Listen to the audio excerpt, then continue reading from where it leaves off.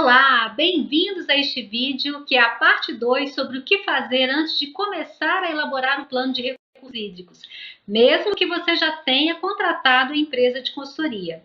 Hoje eu vou falar sobre 4 coisas muito importantes para você que é técnico, integrante de equipe ou coordenador da elaboração de um plano.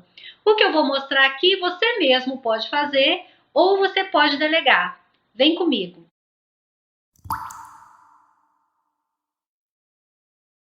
A primeira dica de hoje é: elabore uma proposta de plano de informação, mobilização e comunicação social. É isso mesmo, uma proposta a ser apresentada para contribuições e posteriormente validada pelo Comitê de Bacia Hidrográfica.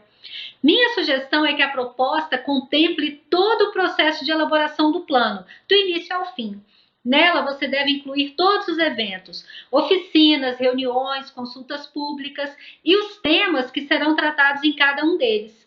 Mencione as estratégias que serão utilizadas para informar, mobilizar e comunicar a sociedade para os eventos. Apresente uma proposta de logomarca para o processo ou utilize a logomarca do Comitê de Bacia. Crie identificação com cores, fontes e outros artifícios. Inclua no plano as ferramentas que serão utilizadas, por exemplo, ofícios, e-mails, mensagens de WhatsApp, redes sociais, e lembre-se das mídias locais. Em muitos lugares ainda funcionam rádios e jornais regionais.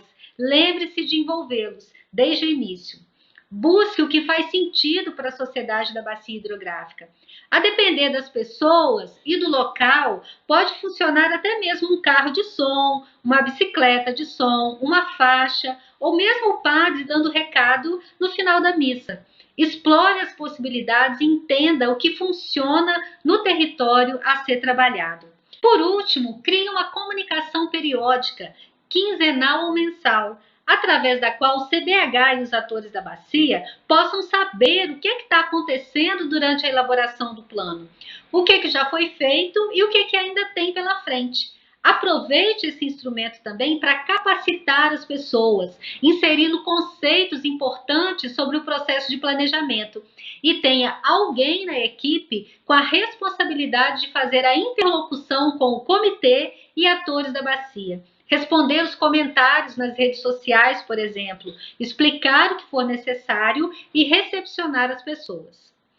A segunda dica, e que eu particularmente considero muitíssimo valiosa, é: pesquise o histórico da ocupação social e econômica na bacia hidrográfica. Quando você mostra que pesquisou e conhece a história da bacia, as pessoas envolvidas se sentem valorizadas e até empolgadas. Elas passam a se reconhecer no processo de planejamento, pois você está mostrando a história delas.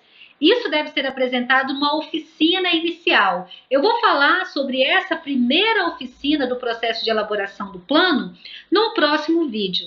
Só para dar um exemplo, recentemente eu coordenei 6 processos de elaboração de planos e enquadramentos. E em todos eles nós apresentamos o histórico da ocupação na bacia hidrográfica.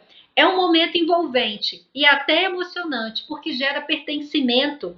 As pessoas contribuem com informações, corrigem o que precisa ser corrigido, exploram e contam mais sobre a sua história. E o que é mais importante, elas sentem-se motivadas a participar do processo de elaboração do plano.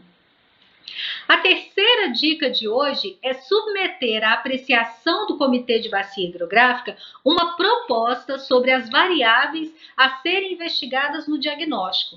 Embora a nossa legislação disponha sobre o que deve conter o diagnóstico de um plano de recursos hídricos, é importante, com base no que está disposto na regulamentação e em informações prévias sobre a bacia e o território, elencar variáveis a serem investigadas e submeter esse rol de variáveis à apreciação da sociedade da bacia.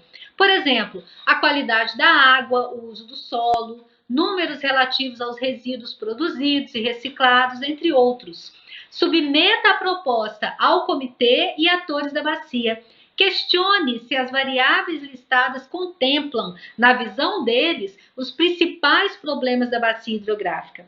Pergunte a eles o que eles acham, se algo deve ser inserido entre as variáveis e o porquê dessa inserção. Por fim, a proposta de variáveis a serem investigadas deve ser validada pelo Comitê de Bacia Hidrográfica e os seus resultados devem ser apresentados em um momento posterior, no meio da elaboração ou no final da elaboração do diagnóstico. Com essa atividade, o CBH e os atores da bacia, eles já começam a entender o tipo de informação que tem relação com os recursos hídricos e o que vai aparecer no diagnóstico do plano e vai servir para subsidiar a proposta de ações para minimizar os problemas da bacia. A quarta e última dica de hoje é: proponha uma divisão da bacia hidrográfica em unidades de planejamento ou UPs, com base em critérios como, por exemplo, os principais rios, o uso do solo, localização de sedes municipais, entre outros. Elabore uma proposta de divisão da bacia em porções menores.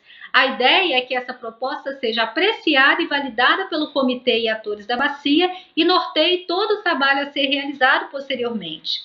Ao apresentar a proposta, explique os critérios utilizados para a divisão e prepare-se para ouvir. É importante que as pessoas se reconheçam na divisão proposta, e isso pode acontecer ou não, além de ouvir e esteja disposto ou disposta a fazer alterações na sua proposta técnica, pois é fundamental que a comunidade se reconheça na divisão que foi apresentada. Preste atenção e tome cuidado ainda com os nomes das unidades de planejamento. Eles também precisam ser validados pela comunidade.